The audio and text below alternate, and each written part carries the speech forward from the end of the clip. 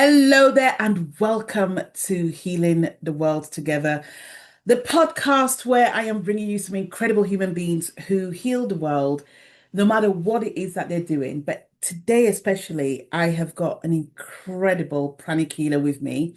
Her name is Angela Rigby, and she's passionate about bringing well-being to the heart of business transformation, helping leaders and teams and individuals beat burnout, build resilience, and develop their true potential. She's got over 20 years of experience within the pranic healing world, and she combines energy-based solutions with real-world leadership expertise. She works with people like athletes and really high-powered and high-performance leaders. So she's going to be telling us a lot about her journey into pranic healing and also how she uses pranic healing to achieve the results in her life. Angela, welcome.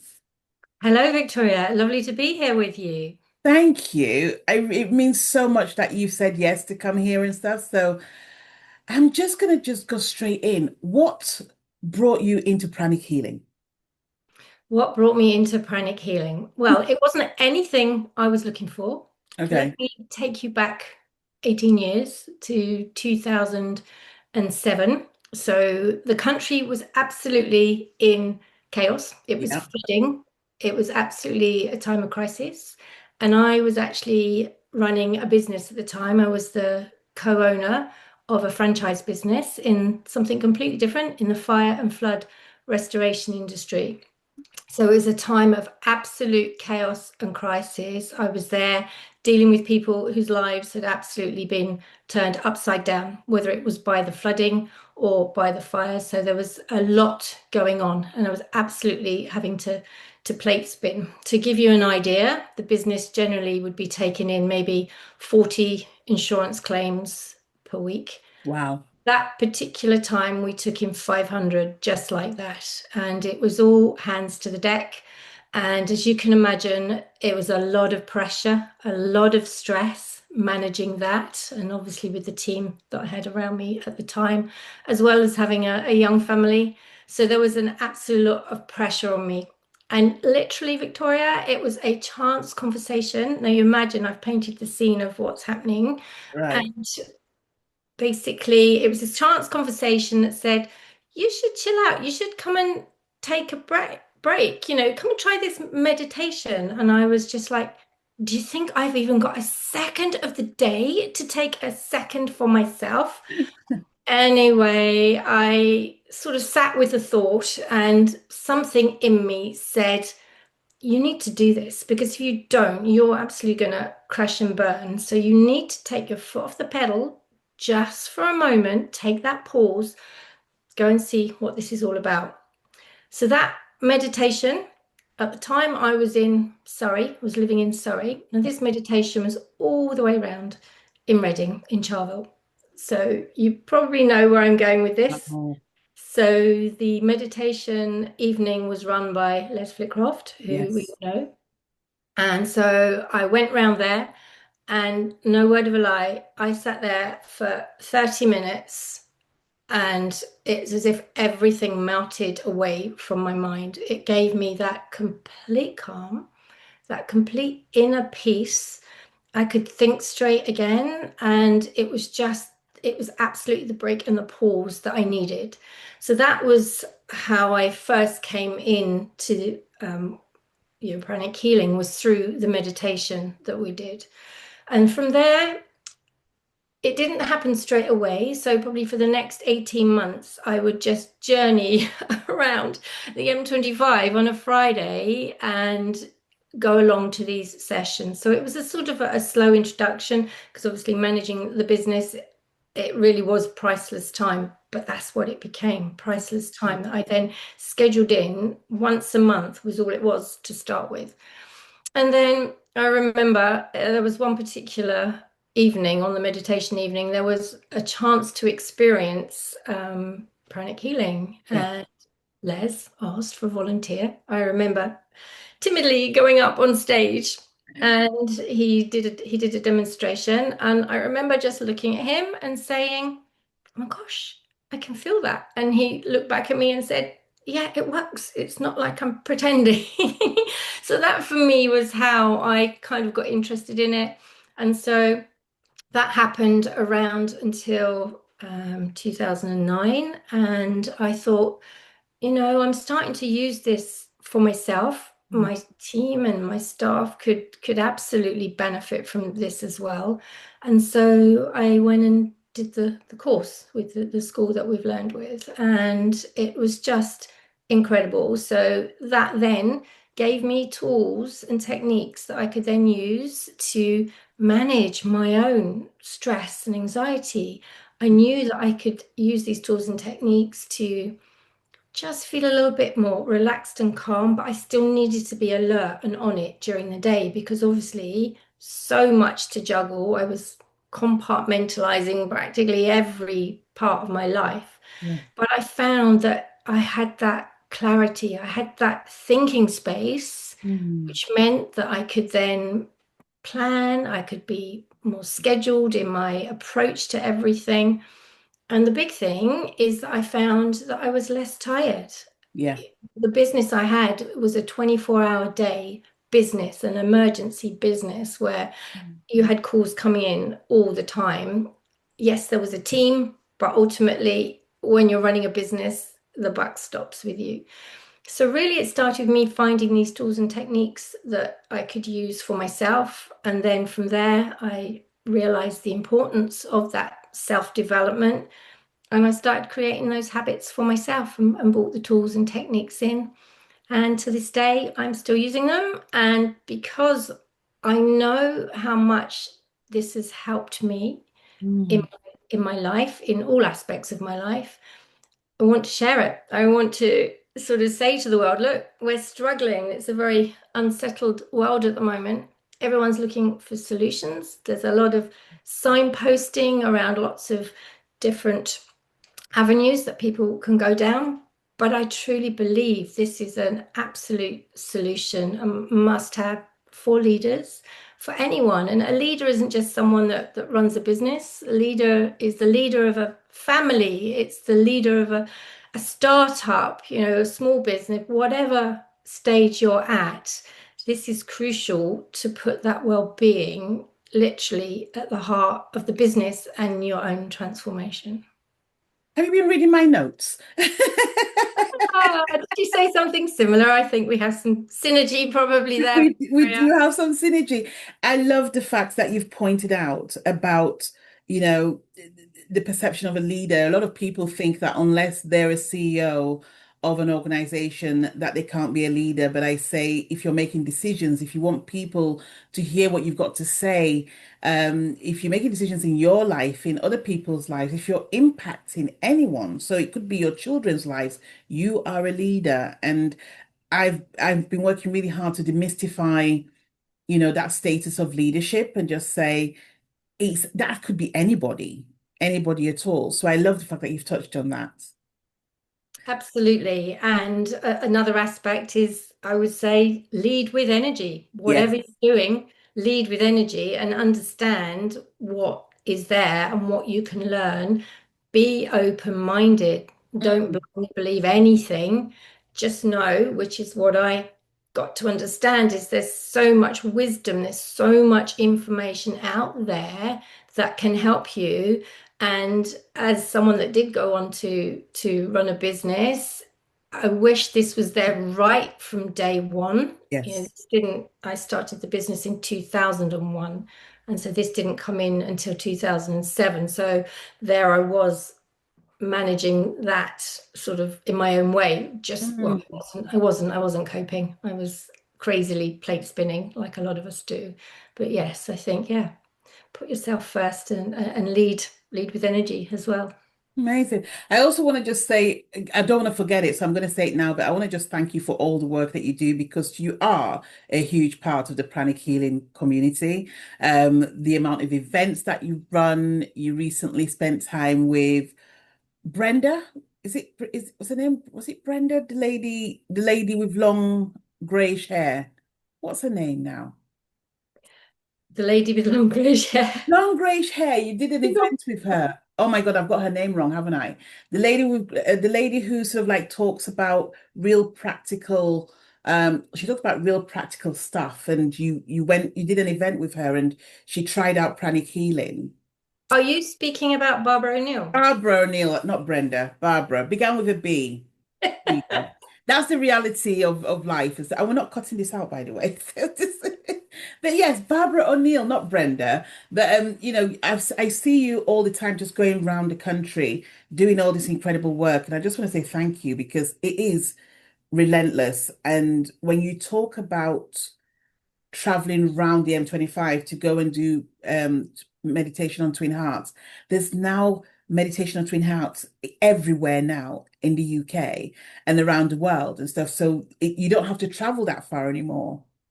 You can also join it online. So it's Yeah. very, very accessible. And that I think is a big part of what you can instantly do to help yourself to be able to plug in some time to clear your mind, which I think is key for everybody now to be able to do that. And yes, you're right. There's lots of community groups and they're all popping up even more now. I think before COVID, there was 200 going on for 250, 300. Obviously, Mm. that shut down, but now they are absolutely popping up again because I think there's this dire need as well for to be in the community, to bring the community back together and to give places that are an opportunity to educate and inform yourself about what other ways there are forward to help with your mental well-being and your physical health in general as well. Yeah, and people are struggling. I mean, I posted about my meditation class recently, and I had so much response from it because people were like, we're struggling. I'm looking after my mum, I'm looking after my child. I just need a break. And this is a space where you can come and spend an hour and just be you and just enjoy the space. The meditation is only 30 minutes, and it just literally just allows you to just breathe again.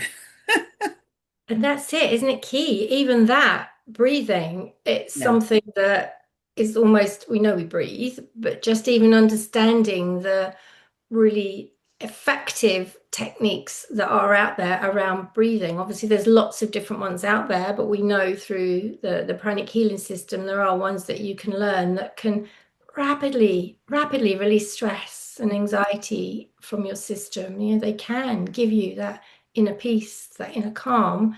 And as I sort of said at the start, boost your energy, but it's learning about it, isn't it? And it's creating the habit and it's using it as well and being consistent as well. These things, they are there for you, but you do have to be a little bit disciplined. You do have to be a little bit committed around it. But I Yeah. think once you learn and you create the habits around it, then you realize the impact it makes on your life and you do them sort of almost into automatically as well. Yeah. Consistency is key, they say. Consistency is absolutely key, and I Key. think that's one of the things that I've learned. If you want to work towards something, you've got to start. You've got to take action. You've got to take those steps because if you are under extreme pressure and you don't do anything, you're on that trajectory to burning out and crashing, which I was very, very close to.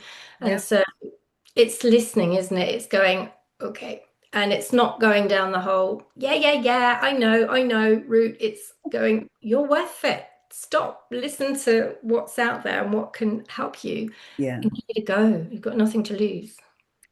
I love that. So I want to ask you another question. So many leaders are normally celebrated for their resilience. It's like they're going, yes, you've done it. But behind the scenes, they're really struggling. From your opinion, how does energy, the imbalance of energy, how does that show up in the leaders that normally come to you? Well, you're exactly right in terms of it's very easy to put on that face, to walk into your office and get on with the day.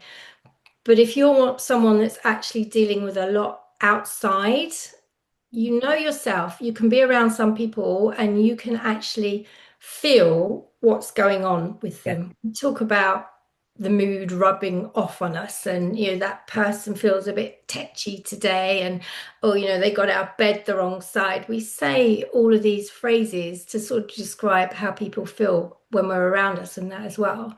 So if you're someone that is doing that, it's almost like a giveaway. So I think that's where it comes down to understanding that stress is a real energy. It's like a particle of energy that is within our energetic system. And when you understand that, you're able to flush that out and clear that away. So you as a leader have almost got that responsibility in the type of energy you bring into work. So 100%. you may have had a blazing row at home. You may put that face on, walk through the door, but that anger and that irritation is palpable. We know we can feel it when we're around someone. So maybe taking that time to plug in and use some techniques that you know that can clear how you're feeling, release how you're feeling, whether it's stress, whether it's anger, so that when you do come into the workplace, you're radiating a little bit more positive energy, which then has that ripple effect across the people you're dealing with and across the whole organization. So I really believe that it can start at the top. I mean, we can do it from bottom up, we can do it top down, but I think if you are that CEO, that 100%. influential person, 100%. then to be the example, to really sort of, show your own mental health and well-being through that way is good as well. And, if you are, as we all are, going through or have done things that are extremely challenging, it's very easy to say, oh, that's all very well, Angela, you can just like waft in like that. But if you use the tools and techniques that we use in the pranic healing system, it can really help you manage and navigate whatever you're going through, whether it is something around a relationship, whether it's something around your children, the difficulties, whether it's managing your elderly parents as well, giving yourself time to release the stress and anxiety, because too much pressure will lead to burnout as well. So it's almost like a message that, transformation starts with your own well-being, and that will lead you to more success in all areas of your life. Thank you. So let's have a look at then an example of a leader that you've worked with. Um, what did that look like when they came in, and what did it look like after they'd finished working with you? An example of a leader I've worked with. Let me think who would be a good idea. I mean, I could do it from the sporting perspective as Yeah, well. please. I think, I have worked with elite level athletes as well. And a lot of it is almost overcoming fear as well. Mm. There was one in particular, she was actually a young athlete. Let's use this one. She was a young athlete, and she had people around her, and it would be something along the lines of, well, whenever she does training, she always achieves this. She always achieves this. She's always able to hit her, go beyond her personal best. Mm. But then when she comes to competition, she never does it. She never achieves it. I don't know what's going on. So you almost had to start with the group of people that were around that person, the mentality that was happening, the thoughts that were being planted around there as well. So that was someone that I worked with for, well, the results came literally after 6 weeks. So we worked on the mindset. We worked on changing the narrative, clearing the mind of the unhelpful thoughts and building the confidence. And they went on to go beyond their personal best at a competition level as well. So I Wow. think it's a process. It's obviously a case by case, but there's Yeah, also that need for buy-in a little bit as well, because you can work with somebody, but you don't know what they're going to do the minute they go back into their everyday life again. So there needs to be a partnership around it as well, a little bit of a commitment to the help and guidance that's given as well. I love this. Um, God, I've got so many questions for you. So let's go from the skeptical point of view. So some skeptics will say that mental wellness is the responsibility of HR and physical wellness is the doctor's responsibility. Um, as pranic healers, what would we say to that? I think someone that's skeptical is just a little bit fearful. They don't have the knowledge around that particular topic. So I would say have a wellness experience around it and then validate for yourself how you feel afterwards. One of the things I do when I go into business, I literally at the start of a session, when they can just be very short sessions where we can just peel people away from their desks during the day. And Mm. I'll say, give me one word to how you're feeling now. Normally, it's tired, stressed, fatigued, manic. And they ask the same question after they've had a wellness experience. And then they will say, calm, mellow, light. You get that instant transformation. I think if you're feeling skeptical, my advice would be open-minded, try for yourself, gain that knowledge, gain that experience, and then see how you feel. Thank you. So, when it comes to leadership, then what needs to change in the leadership culture so that we move away from the self-sacrifice um, of way of being to self-care as a strategy? I think it needs to be a partnership as well. So having been on both sides, Yeah. employer, employee, it's vital that, as an employer, you're creating the right environment for your team to come and work in. But I also think there has to be ownership and responsibility on the individual's part as well to bring these sort of techniques and changes into their life to create different sort of lifestyle habits. And that's where it then loops back to the leader leading by example and showing how they show up and how they bring themselves to work as well. Do they come in a sort of, a calm state? Are they approachable? Do they listen? Do they motivate? Are they supportive? That was actually one of the analogies I had from my old business. It was called Calms. So even before I came into doing Pranic Healing, that was how I was running things in the business. And so I think there needs to be that step back and look and say, what have we got here now? What's working? What's not working? If it's not working, then maybe we do need to look at this more holistic approach, this more energy-based solution. There are other business owners out there that have already integrated bringing a good number of their team through the pranic healing system so that they can really enhance their productivity. And that's what it's about. If you're a business owner, at the end of the day, why are you in business? It's because you want to be profitable. Otherwise, why are we running businesses?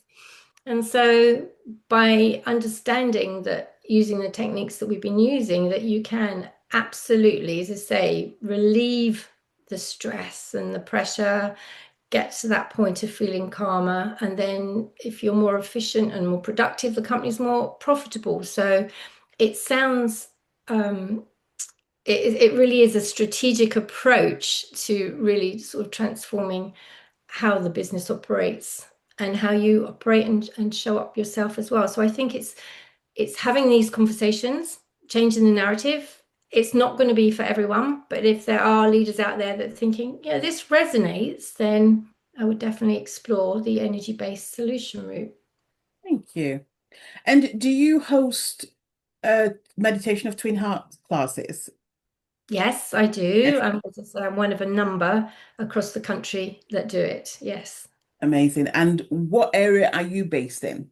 I'm actually based in Berkshire, so I run one in Wokingham for the benefit of the community around there as well. And that is a community offering. And I think, that's a big part of, what leaders enjoy doing as well. It's that giving back as well, isn't it? If you've benefited in a lot of ways and you've been helped through situations, very mindful of the fact of giving back. I think it's very important. And to help the youngsters that are coming through as well. That's another area I think is really, really important. Yeah.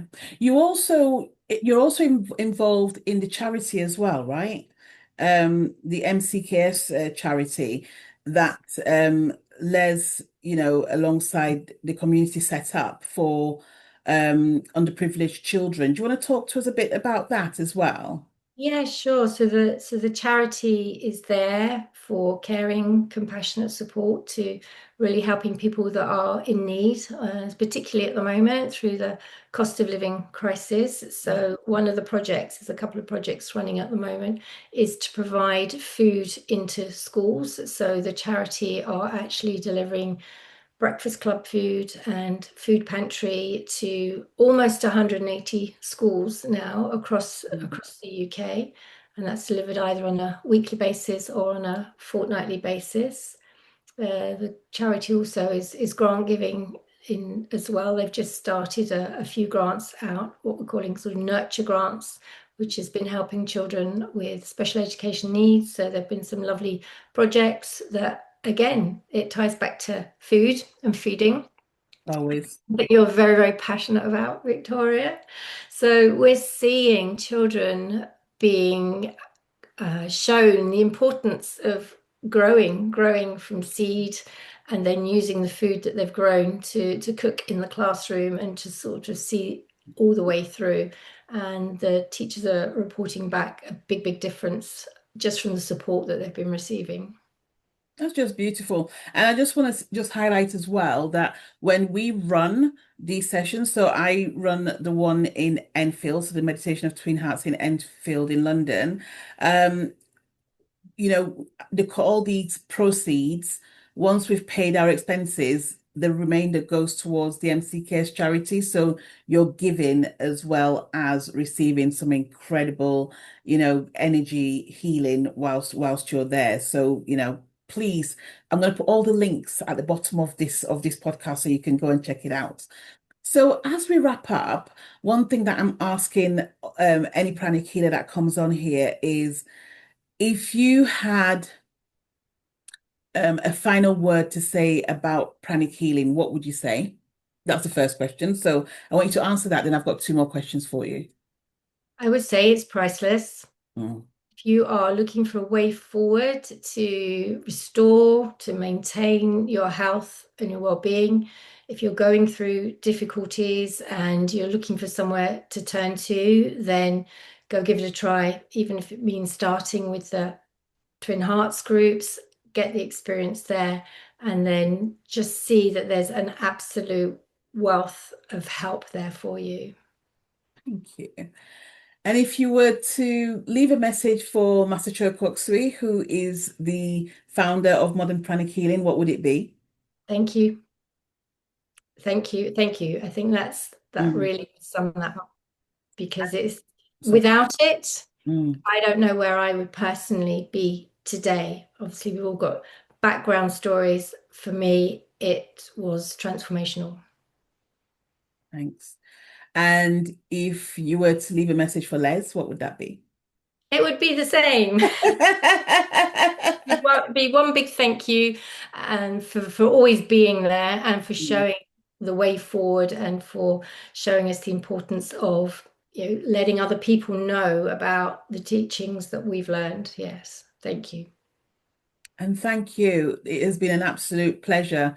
It's really interesting just speaking to different people, hearing their stories, how they came into pranic healing, but also, in line with the institute, um, them just giving us their take on what pranic healing means to them and how it's transformed their lives. And I just want to thank you for your time. Really appreciate it. Thank you, Victoria. It's been a joy speaking with you. Thank you. Namaste.